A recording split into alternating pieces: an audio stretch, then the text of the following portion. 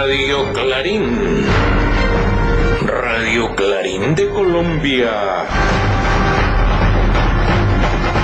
Buen día, apreciada audiencia, de nuevo con el noticiero Radio Clarín de Colombia de hoy, 1 de marzo del año 2026. Hoy tenemos noticias desde distintos lugares del planetoide, claro que sí. Colombia, Argentina, Guatemala, Irán, México, Suecia, Israel, USA, entre otros. Estos son nuestros titulares. Irán se defiende de USA e Israel. Aniversario 63 de la masacre cementeras. Paro del magisterio antioqueño. Oiga, esto se viene un resto de vainas porque justo ayer fue cuando hicieron unas vainas por ahí que no debió haber hecho el trompudo, ¿no? Como fue a atacar una escuela en Irán. Pero bueno, préstamos y más préstamos en Bolivia. René Pérez Juglar y Benito Antonio Martínez Ocasio, las figuras boricuas, cuestionan política de USA y de los europeos, el instrumento de nuevo experimento imperial, encuentro de pensionados, despedida campaña de pacto histórico. Este hemisferio es nuestro, evitar afectaciones en la temporada de lluvias, Dinamarca y elecciones anticipadas, Medellín y Tolima a tercera fase preliminar. Oiga, pues, esto se van a venir un poco, ¿no? De noticas hoy para el día de hoy, así que vamos de una. Entonces tenemos que ante la difícil situación con que amaneció este sábado 28 de febrero en mi querido planetoide, en otras partes del mundo, por ahí los orientales, los muy sabios, pero con la intromisión del imperialismo norteamericano, se resolvió USA, el trompudo, junto con Israel, a atacar a Irán. Y decía mi abuelita, al que está quieto se deja quieto. Esto fue lo que ocurrió para que se hubieran encendido las alarmas del día de ayer allá en Irán.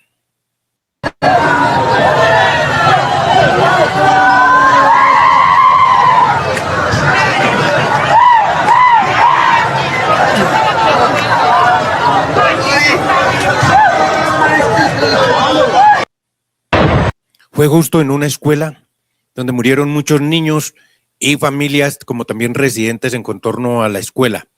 Por eso, de una vez, el gobierno de Irán no se esperó para reaccionar. Es la vida de su pueblo y es su soberanía, es el derecho a la autodeterminación de los pueblos. Y vea pues lo que se les vino a los Estados Unidos, pues al imperialismo norteamericano y al criminal sionista de Israel.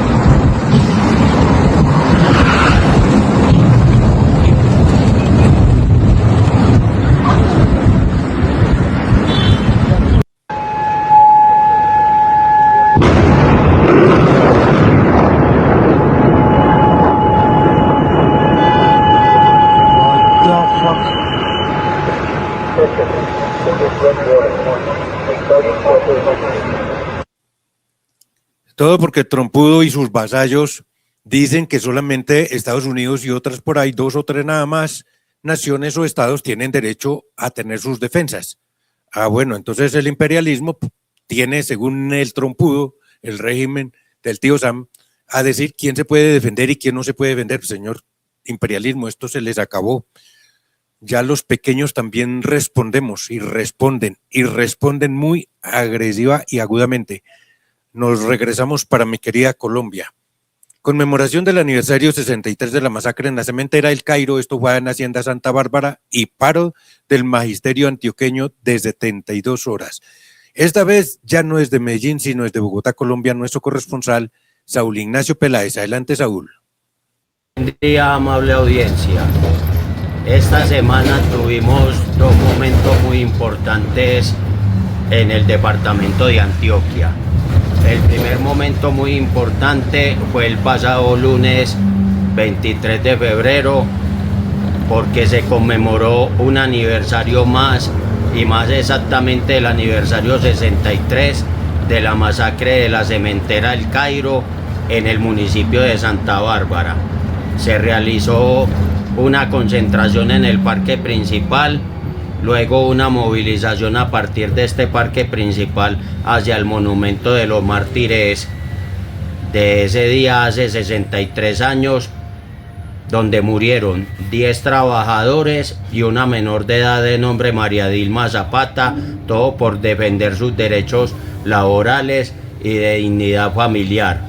Y sobre todo que el hecho es muy sensible por el manejo tan despiadado que la multinacional cementera Argos le ha dado a este tema, y sobre todo porque la memoria histórica no se puede dejar perder, y a la espera de que el actual gobierno pida en cualquier momento perdón en bien de esos familiares, de esos 11 mártires y del municipio de Santa Bárbara en general. Y el segundo momento importante fue el paro magisterial del departamento de Antioquia por 72 horas, con movilizaciones desde el edificio de Adida hasta el Parque de las Luces el primer día, luego en el segundo día desde la villa de Aburrá hasta la sede médica del FOMAC en el barrio Laureles, y finalmente una peña cultural el día jueves 26 en la sede de Adida, dejando claro a la FOMA y a la previsora que con la salud de los maestros y sus beneficiarios no se juega, y que para el departamento de Antioquia tiene que ser por sobre todas las cosas importantes, a sabiendas que en otros departamentos del país sí se han hecho las cosas bien. Para Radio Clarín de Colombia, desde la ciudad de Bogotá, Saúl Ignacio Peláez Arango. Gracias, Saúl, y cuídese del frío, pues. Nos regresamos ahora para el Oriente, donde están los sabios, entre comillas, y es que el imperialismo norteamericano sigue de cansón. No se cansa de extirpar, acabar con vidas en una parte, sino que enciende en otras partes. Buque insignia del ejército francés se aventura en latitudes tan altas de Europa, y esta vez muy al estilo de nuestro corresponsal José Cheo Sánchez, desde Suecia. José Cheo. Salud, amigos. El portaaviones Charles de Gaulle, buque insignia del ejército francés, llegó este miércoles al puerto de Malmö, en Suecia.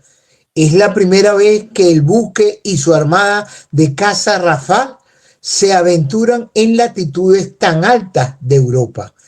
Y no viaja solo. Su escolta está compuesta por varias fragatas, un buque de aprovisionamiento y un submarino de ataque.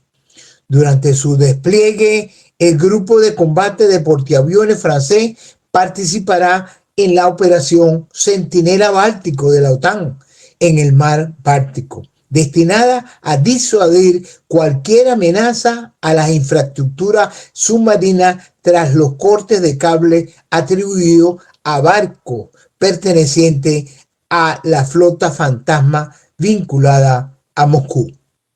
También participará en los ejercicios aliados Stay Fast Dark y Neptuno Strike, así como Cold Response, este último liderado por Noruega, quien movilizará a más de 30.000 soldados para el entrenamiento de combate en el entorno ártico. Según el contraalmirante Thibault de Posse, jefe de la aeromarítima de la región rápida, entrevistado por AFP, esa presencia del Charles de Gaulle contribuye evidentemente a disuadir a todos aquellos que quisieran atacar los intereses de la OTAN. Pero el despliegue no era solo para eso, se decidió para reforzar los lazos con nuestros aliados en la región, para aprender o reaprender a trabajar juntos y mejorar constantemente. Para Radio Clarín de Colombia les habló desde Suecia José Cheo Sánchez. Gracias, José Cheo. Ahora de Suecia nos vamos para Bolivia en mi continente americano. Préstamos y más préstamos es el gusto del gobierno boliviano con tal de estar ayudando al imperialismo norteamericano. Y así nos lo hace saber nuestro corresponsal desde Bolivia, Edgar Freddy Vázquez Palenque. Buen día, estimada audiencia. Préstamos, préstamos y más préstamos es lo que le gusta al gobierno actual para ayudar al gobierno de los Estados Unidos alineándose al imperio occidental en decadencia irreversible. El presidente Rodrigo Paz y sus ministros empresarios corruptos rifan Bolivia porque Estados Unidos requiere dinero con mucha urgencia. Tanta es la necesidad de dinero del gobierno de Donald Trump, el pederasta naranja, que en complicidad con el presidente, el Ministerio de Defensa y la Fuerza Aérea Boliviana convierten a Bolivia en su mercado de droga. La DEA carga de droga avión del transporte aéreo boliviano para internar droga a Bolivia desde Estados Unidos. Así también lavan dólares por montones en Bolivia, porque el imperio norteño no quiere caer tan pronto, mientras Bolivia se hunde en drogas y préstamos. Préstamos, entre comillas. Préstamos son dólares que ya no sirven si un país alineado no lo utiliza para darle valor. Los estados del norte y de Bolivia son narcoestados a instancias de Donald Trump y Rodrigo Paz. No incomoda a Rodrigo Paz, pues su padre Jaime Paz y su tío abuelo Víctor Paz, como presidentes, procedieron igual, siendo cómplices del narcotráfico de los gobiernos de Estados Unidos occidental norteamericano. Por eso tiene a la DEA como cartel directivo del narcotráfico y lavado de dólares.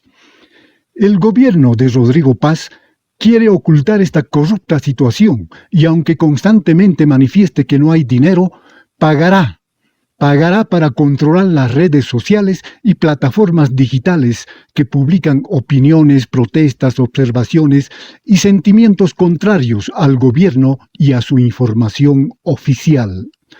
La población boliviana está consciente del tipo de gobierno que tiene y permanentemente hay sectores que se movilizan con protestas, bloqueos y paros.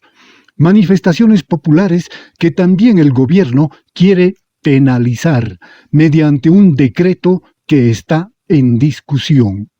Pero a los pueblos no se les detiene fácilmente.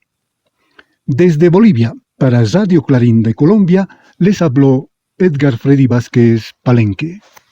Gracias Edgar. Nos vamos ahora para Puerto Rico. René Pérez Juglar y Benito Antonio Martínez Ocasio son una de las figuras boricuas más reconocidas internacionalmente. Así nos lo hace saber nuestra corresponsal Berta Ceci. Buenos días, audiencia. Hace unos días nos enteramos de que dos de las figuras jóvenes de la música puertorriqueña con más aceptación a nivel internacional estaban trabajando juntas en una película sobre la historia de nuestra patria. Hablamos de René Pérez Juglar, residente de Calle 13, y Benito Antonio Martínez Ocasio, Bad Bunny. El filme, llamado Puerto Rico, ha sido escrito por René, quien también lo dirigirá, mientras Benito será el protagonista principal. Tienen una colaboración amplia con productores y artistas de renombre mundial, incluyendo al español Javier Bardem, los estadounidenses Viggo Mortensen y Edward Norton y el cineasta mexicano Alejandro González Iñárritu. Según René, esta película es una reafirmación de quienes somos, contada con la intensidad y la honestidad que nuestra historia merece. Tendrá como punto de partida el año 1898, cuando Puerto Rico fue invadido por los Estados Unidos luego de haber sido colonia de España. La propuesta era que se rodara en Puerto Rico, donde aparte de proveer los escenarios reales, también sería una considerable inyección a nuestra economía, abriendo además miles de puestos de trabajo. Una gran oportunidad para el país, se pensaría, ¿no? Sin embargo, la gobernadora Jennifer González, quien es aliada y admiradora de Trump, y sobre todo por su inútil afán de convertir a Puerto Rico en un estado del imperio gringo, ha rechazado apoyar el proyecto y otorgar los subsidios que normalmente se dan a proyectos de esta envergadura. La razón es pura y simple. Es sobre nuestra verdadera historia, la de opresión y saqueo por el imperio gringo. Lo peligroso de esto es que no se queda solo en una película. Tenemos que recordar el tiempo de la ley de la mordaza, una ley represiva impuesta por casi 10 años en el 1948 que criminalizaba al independentismo. Se prohibía hablar mal de los Estados Unidos, izar nuestra bandera, cantar nuestro himno o hablar de independencia. Se castigaba con hasta 10 años de cárcel y multas, resultando en constantes persecuciones y arrestos. Además, sufrimos del carpeteo, donde se perseguía y fichaba a independentistas sindicalistas, otra extensión de la mordaza que duró hasta que fue declarada inconstitucional en el 1988. Por eso es tan ominoso el rechazo de la gobernadora a este proyecto fílmico. Es una cuestión de defensa de la patria, de nuestro derecho a tener una patria libre y soberana. Por ahora, la hermana República Dominicana ha ofrecido su territorio para desarrollar el proyecto. Sin embargo, aquí seguimos exigiéndole al gobierno derechista de González que reevalúe su oprobiosa decisión y apruebe esta excelente iniciativa de René y Benito. Desde Puerto Rico para Radio Clarín de Colombia les habló Berta Yuberchechi. Gracias Berta. Ahora nos vamos nuevamente para Suecia, donde nos disculpa nuestro corresponsal José Cheo de haberle presentado con otro nombre. Sí. Ministro de Relaciones Exteriores polaco cuestiona política de USA y de los europeos, aséptico, así nuevamente, al estilo de nuestro corresponsal José Cheo Sánchez. Adelante, José Cheo. Salud, audiencia. El ministro de Asuntos Exteriores polaco, Radosław Sikorski, fue contundente en sus críticas a las actuales políticas de Estados Unidos y de los europeos escépticos, y los llamamientos al Polisic fueron rebatidos en términos contundentes. Es la 10ª vez que presento como ministro de Asuntos Exteriores las tareas de la diplomacia polaca. Sin embargo, soy ajeno a la rutina. Todos reconocemos los peligros. La situación es grave, dijo el jueves Radomir Sikorski. La conciencia del peligro puede paralizar o movilizar. Las parálisis no es algo que podamos permitirnos. La pasividad o contar con los demás es una invitación a la escalada. El ministro hizo una referencia inmediata a la guerra en Ucrania, recordando a Amelia, la niña polaca muerta por un ataque con misiles rusos en Chernobyl en noviembre. Rusia ha devuelto la guerra a Europa, citó la postura de los líderes occidentales en febrero de 2022. Para Radio Clarín de Colombia, les habló desde Suecia José Cheo Sánchez. Gracias, José Cheo. Oiga, este calificativo, Milei no es un loquito suelto. Oiga, Milei no es un loquito suelto. Yo pensaba que de pronto iban a decir que era el de la peluca o algo así. Milei no es un loquito suelto, es el instrumento de un experimento imperial. Ay, Alberto, esta sí la sacó de estadio.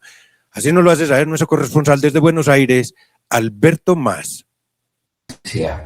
La demencial actitud de terminar en Argentina con el sistema de educación, la salud, el modelo jubilatorio, los derechos laborales y fundamentalmente la industria nacional es parte de un proceso iniciado con la dictadura militar de 1976, donde se atacó la producción nacional, pero también se inició una tremenda guerra cultural con el algo habrán hecho para justificar socialmente la desaparición y asesinato de 30.000 militantes que serían la vanguardia política futura, es decir, la de hoy.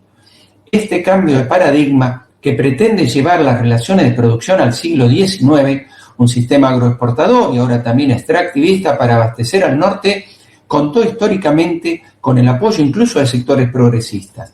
Carlos Menem, peronista, llegó a decir en medio de las privatizaciones de las empresas del Estado que si él decía lo que haría, no lo hubieran votado, y permaneció dentro de las estructuras del Partido Justicialista, alianza al kirchnerismo, hasta su muerte, partido que incluso llevó candidatos a presidentes en elecciones perdidas, a Daniel Scioli, hoy integrante del equipo gobernante de Milei, y a Massa, un reconocido amigo de la Embajada de Estados Unidos, relacionado también a un fondo buitre.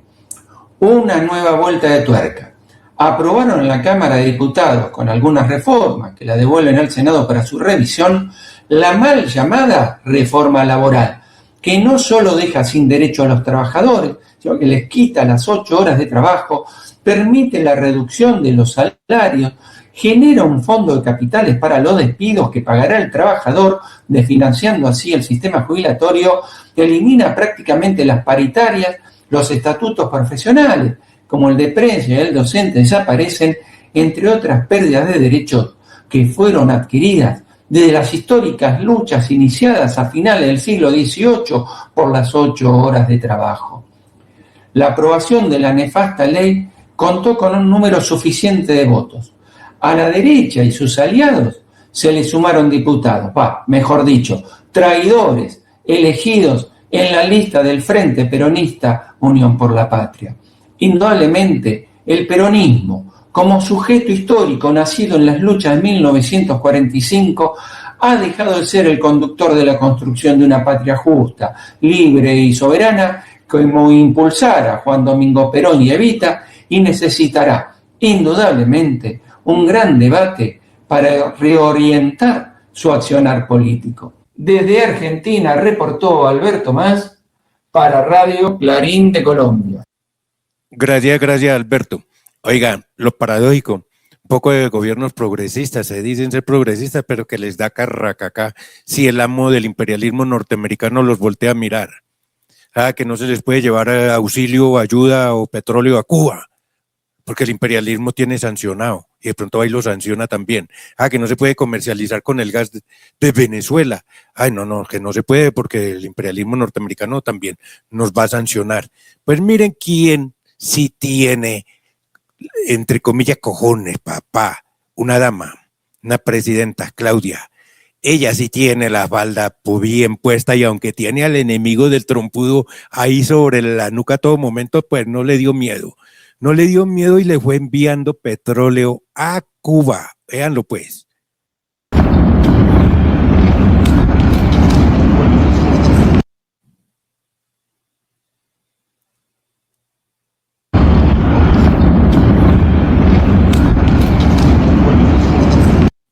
Esa ya fue la entrada de ese buque con mucho petróleo a la isla de la revolución socialista llamada Cuba. Lo que otros les da carracaca hacer, porque el imperialismo de pronto los mira y de pronto les da juetazos. Qué vaina. En cambio la presidenta de México, carajo, se apretó la paretina de su falda y vamos a ir para adelante. A ver, le dijo al imperialismo, le dijo al Trump, a ver cómo nos toca. ¿Cuántos son y cuántos quedan? Pues quedó ella bien. Ella quedó bien parada ante el mundo.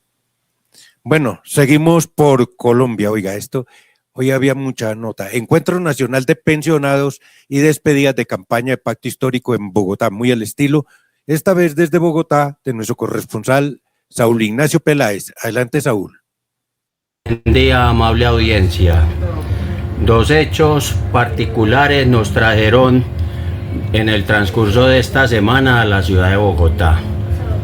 El primer hecho importante que nos trajo hasta aquí es la Asamblea Nacional de Pensionados y Personas Mayores de Base, con el objeto de crear la nueva Confederación Unitaria de Pensionados y Personas Mayores de Colombia, Cumpencol, que se creó durante el espacio asambleario que se realizó en la oficina de Jesús Mendoza Jaramillo, lo mismo también en la oficina auditorio de FECODE desde el día, y cuyo objetivo fundamental es articular todas las organizaciones de primero y segundo grado de pensionados a nivel nacional. Hoy mismo se aprobaron los estatutos, se aprobó un comité ejecutivo provisional que va a funcionar de acuerdo a los estatutos y de acuerdo al dictamen de aprobación por parte del Ministerio de Trabajo. Y el segundo momento importante fue la despedida de campaña del pacto histórico, en especial de los candidatos a la Cámara de Representantes por Bogotá, al Senado de la República, y la intervención muy corta de Iván Cepeda Castro. En ella Iván Cepeda Castro fue muy enfático que va a luchar contra la corrupción desde el principio hasta el final y que no va a permitir que esta prospere dentro del Estado colombiano una vez que llegue a la magistratura nacional por excelencia, que es la Presidencia de la República. Estos momentos son muy importantes porque se definen muchas cosas para el presente y el futuro de nuestro país. Para Radio Clarín de Colombia, de la ciudad de Bogotá, Saúl Ignacio Peláez Arán. Hay un berraco Saúl Ignacio, como lo vieron, querida audiencia, desde un móvil de transporte público, para que vean que cuando se quiere se puede. Bueno, gracias Saúl Ignacio. Oiga, y resulta que en alguna parte del mundo alguien dijo, es que este continente es nuestro, pero nuestro totalmente como si fuera la billetera, la cartera de él. Eso lo dijo el trompudo de Norteamérica, y esta vez muy al estilo de nuestro corresponsal y analista desde Guatemala, Marcelo Colucci. Adelante, Marcelo. Audiencia, este hemisferio es nuestro. ¿Quién dijo eso? El presidente de Estados Unidos, Donald Trump. Lo dijo recientemente, después del infausto 3 de enero, cuando fuerzas militares de Estados Unidos invaden Venezuela y secuestran al presidente Nicolás Maduro. ¿Cómo que es nuestro? ¿Cómo que este hemisferio le pertenece a Estados Unidos? Bueno, esto es una forma arrogante, matón, de expresar lo que desde 1823 se viene dando. Estados Unidos, en aquel entonces, 1823, ya van más de 2 siglos, a través de su presidente John Monroe, dijo aquella tristemente famosa célebre frase de América para los americanos. Bueno, se entiende, América, americanos del norte, y nosotras y nosotros, los latinoamericanos, los que vivimos aquí, los que somos realmente originarios de estas tierras, ¿no? Estados Unidos ha sido, sigue siendo la gran potencia capitalista, pero desde hace algunos años ha perdido esta energía. Aparecen otros actores que compiten de igual a igual con Estados Unidos, China, Rusia. Por eso este supuesto patio trasero pasa a ser su reaseguro. Por esto esta bravuconada de invadir Venezuela y con todo lo que está amagando querer hacer, Cuba, Colombia, México, etcétera. Bueno, basta de estos atropellos. Latinoamérica no es de Estados Unidos. Para Radio Clarín de Colombia, desde Guatemala, informó Marcelo Colucci. Gracias, Marcelo. De Guatemala nos regresamos a Colombia. Cundinamarca prepara sus instituciones educativas para evitar afectaciones en la temporada de lluvia. Es que así es que debe ser. Preventivos. Siempre ir un paso adelante. Así nos lo hace saber nuestra amiga y aliada en la Oficina de Prensa y Comunicación de la Gobernación de Cundinamarca, Aiza Trujillo Laguna. Vamos a ver, apreciada Aiza, ¿qué se nos embolató por acá la conectividad? A ver, adelante, Aiza. Oficina Asesora de Prensa y Comunicaciones de la Gobernación de Cundinamarca para informarles todo lo que acontece en el momento. Cundinamarca prepara sus instituciones educativas para evitar afectaciones en la temporada de lluvias. En atención a las alertas del IDEAN y a las directrices del Ministerio de Educación Nacional, la Secretaría de Educación del Departamento de Cundinamarca emitió una serie de orientaciones preventivas dirigidas a los establecimientos educativos de los municipios no certificados del departamento. Así lo manifestó Andrés Guerrero Puerto, director de Infraestructura Educativa de la Secretaría de Educación del Departamento de Cundinamarca. Invitamos a las familias a garantizar desplazamientos seguros hacia las instituciones y a evitar zonas con riesgo de remoción en masa o deslizamientos. También recomendamos el uso de ropa adecuada para la temporada y el reporte inmediato de cualquier situación que pueda representar peligro. Protegernos hoy es garantizar que mañana podamos seguir aprendiendo juntos. Las disposiciones buscan reducir riesgos asociados a inundaciones, deslizamientos, afectaciones en infraestructura y dificultades de movilidad, con énfasis en la protección de estudiantes, docentes y personal administrativo. En este contexto, la Secretaría de Educación lidera la campaña Escuela Segura en temporada de lluvias, una estrategia institucional que convoca a rectores, docentes, personal administrativo y familias a sumar acciones de prevención y respuesta frente a posibles emergencias. La iniciativa busca fortalecer la cultura del ciudadano y la corresponsabilidad en las comunidades educativas, promoviendo la verificación permanente de las condiciones de infraestructura, el reporte oportuno de novedades y la activación de protocolos cuando la situación lo requiera. Todo con el fin de proteger a las niñas, niños y adolescentes y a garantizar la continuidad del servicio educativo en los municipios del departamento. En caso de que las condiciones climáticas impidan la presenciabilidad de los directivos, deberán coordinar con las administraciones municipales la posible reubicación temporal y adoptar medidas de flexibilización académica que aseguren la continuidad del servicio educativo en condiciones seguras. Les informó Aiza Trujillo Laguna. Gracias, Aiza. Ahora nos vamos de nuevo para Suecia, donde tenemos un informe respecto a la República de Dinamarca, que ante los intentos de este mandíbula larga, el imperialismo norteamericano, de desestabilizar por allí un islote y también meterse en la soberanía de Dinamarca, esta se va a elecciones anticipadas, así muy al estilo de nuestro corresponsal desde Suecia, José Cheo Sánchez. Lo tenemos ahí. Salud, amigos. Dinamarca celebrará elecciones anticipadas el 24 de marzo. La primera ministra, Mette Frederiksen, busca un nuevo mandato tras un tenso pulso con los Estados Unidos por Groenlandia. La primera ministra danesa anunció este jueves que el país celebrará elecciones parlamentarias el 24 de marzo, dando así a los ciudadanos la oportunidad de votar varios meses antes de lo previsto tras el tenso enfrentamiento con Washington. Los votantes decidirán quién se sienta en el Parlamento danés, Folketing, y elegirán a sus 179 legisladores, la mayoría de los escaños de la Cámara. 175 están reservados a diputados que representan a circunscripciones danesas y 4 restantes se reparten entre legisladores de los dos territorios autónomos del Reino de Dinamarca, Groenlandia y las Islas Faroe. Ahora toca a ustedes, los votantes, decidir qué rumbo tomará Dinamarca en los próximos 4 años. Y estoy deseando, dijo la primer ministro al anunciar la elección a los parlamentarios este jueves. Para Radio Clarín de Colombia, les habló desde Suecia José Cheo Sánchez.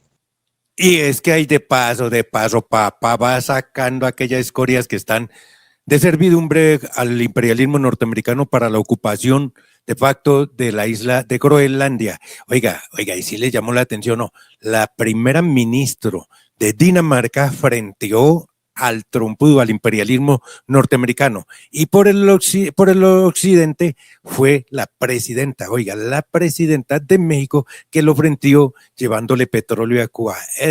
Compañera, mujeres de armas tomar. Así es.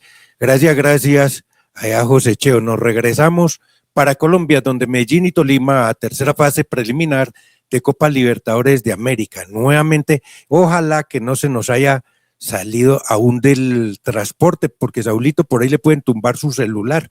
Ojo, puede ser que lo pesquemos todavía dentro del móvil. Buen día, amable audiencia. Se definió la clasificación de los dos equipos colombianos a la tercera fase preliminar de la Copa Libertadores de América.